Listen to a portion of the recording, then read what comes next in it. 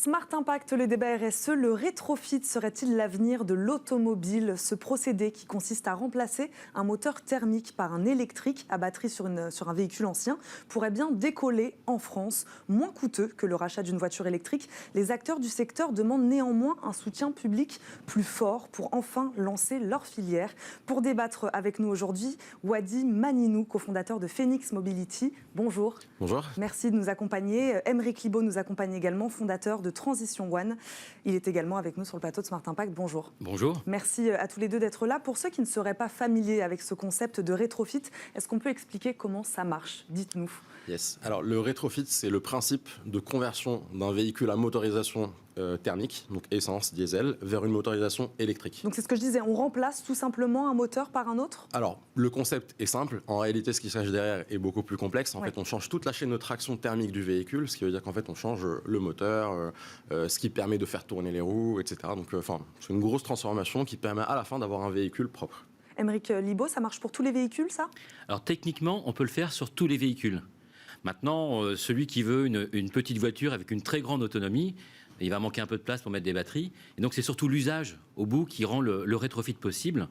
Est-ce qu'on peut mettre les batteries dont on a besoin pour l'autonomie? Mais techniquement, on peut le faire sur de toutes petites voitures, sur des deux roues, sur des voitures berlines, jusqu'à des camions utilitaires. On peut vraiment tous les faire. Quels sont aujourd'hui les acteurs du secteur? Si on a envie de changer, de modifier sa voiture, de changer de véhicule, de changer de moteur, vers qui on va? Alors aujourd'hui, on est organisé en filière. Il y a une filière avec une association qui s'appelle AIRE, les acteurs de l'industrie du rétrofit électrique, où tous ceux qui font du rétrofit sont dans cette association-là. Donc il y a de la voiture historique, ancienne, comme la 2 chevaux qui est déjà homologuée. Il y en a qui font des utilitaires plus gros, comme ce que fait Wadi. À Transition One, on fait des voitures légères et on leur donne une autonomie raisonnable. On fait du raisonnable. Parce qu'il faut avoir des solutions pour demain qui soient aussi raisonnables. Donc les acteurs de la filière, Wadi Maninou, ce sont plutôt des start-up aujourd'hui, des petites structures? Oui, c'est des petites structures en général qui ont entre 1 et 5 ans d'existence. Alors en fait, historiquement, le rétrofit est quelque chose qui existait déjà, mais c'était fait globalement dans des garages spécialisés dans le rétrofit de véhicules vintage et anciens. En France, depuis 3-4 ans, il y a une nouvelle impulsion grâce aux acteurs qui ont émergé et qui ont voulu industrialiser la solution. C'est-à-dire en gros permettre d'avoir des solutions plus fiables avec de meilleures autonomies et qui coûtent moins cher. Et donc du coup, on s'est structuré autour de cette association, l'association R. Et aujourd'hui, on a réussi à faire évoluer la réglementation pour permettre à notre filière d'être homologuée globalement en France. Et donc aujourd'hui, on est en train d'essayer de lancer justement cette activité avec des difficultés, avec des gros challenges, comme toute entreprise. Et donc du coup, c'est ce dont on va parler, j'imagine. Oui, c'est ça. Pourquoi beaucoup de PME aujourd'hui de rétrofit électrique se sentent-elles abandonnées par l'État, Aymeric Libaud? Alors, abandonné par l'État, l'État nous a montré qu'il savait changer la réglementation. On a fait ce changement de réglementation en 1 an. Ce qu'il faut bien voir aussi dans ce rétrofit, c'est qu'on ne pourra pas réussir un rétrofit sans des solutions industrielles. Je le disais tout à l'heure, il faut de l'industrialisation. Parce que vu les enjeux que l'on a, vu la quantité de véhicules que l'on a, si on va faire des changements faire du rétrofit une par une comme ça, un peu partout, non, il faut une filière qui soit organisée et surtout une dimension industrielle. Et c'est là où en fait on rencontre des difficultés. C'est-à-dire on a entendu l'Europe qui a interdit la vente de véhicules neufs pour 2035. On a entendu le Conseil d'État qui enjoint le Premier ministre à accélérer sur la transition écologique. Il y a des professionnels, des flottes d'entreprises, des collectivités, des particuliers qui cherchent des solutions. La voiture neuve, où c'est un renouvellement de 5-7% par an avec des voitures neuves. Si aujourd'hui 75% des ventes étaient électriques, en 2035, il n'y aurait que 30% de véhicules électriques. Et on est loin des 75% aujourd'hui. Donc il faut quoi? C'est quoi la solution? Plus de financement? C'est-à-dire que la réglementation, donc le point de convergence, c'est évidemment comment ces start-up-là peuvent aujourd'hui devenir des industriels très rapidement. Et la conjonction de tout ça, c'est le financement. Où aujourd'hui, dire à une start-up je finance ton industrialisation, c'est pas des messages qu'on entend souvent. Dans le digital, il y a beaucoup de choses qui se font. Là, on est sur une filière assez lourde, qui demande des investissements, des capex assez forts. Et ils sont difficiles à trouver aujourd'hui. C'est ça. Et est-ce que là, c'est précis? Est-ce que vous avez un ordre d'idée d'un montant qu'il vous faudrait pour vraiment lancer cette filière? Alors, on n'a pas de montant précis. Enfin, on peut effectivement faire un chiffrage. On parle de plan de relance, on parle de plan d'investissement. Il y a des enveloppes qui sont données aujourd'hui pour la transition de multiples secteurs. Voilà, est-ce que vous auriez quand même un ordre d'idée sur ce qu'il faudrait? Un des enjeux, c'est comment le rétrofit peut rentrer dans le plan de relance automobile. Voilà, ce qui a pu être estimé, c'est comment 25 millions pourraient être alloués dans ce plan de relance qui en fait 1000 millions. Comment on peut trouver 25 millions pour que la filière rétrofit puisse industrialiser. Et donc, on voit qu'on ne parle pas de centaines de milliers d'euros, on est sur des millions. Il y a une quinzaine d'acteurs aujourd'hui en France qui sont prêts à le faire. Maintenant, il faut y aller. Oui, c'est ça, il faut y aller. Quelles seraient les autres difficultés peut-être rencontrées pour ce déploiement encore à plus grande échelle du rétrofit? Là, on a parlé en effet du financement, un peu de réglementation, mais qui pour l'instant va plutôt dans le bon sens, c'est ce que vous aviez l'air de dire. Est-ce qu'il y a d'autres obstacles aussi peut-être qui vous empêcheraient aujourd'hui de vous déployer à grande échelle? L'obstacle pour lancer n'importe quel produit, c'est de pouvoir le mettre sur de le donner au client et que le client puisse l'utiliser pour avoir des feedbacks. Donc aujourd'hui, dans le secteur automobile, on doit homologuer un véhicule pour le mettre sur la route. Les sociétés et les startups qui font du rétrofit sont prêtes.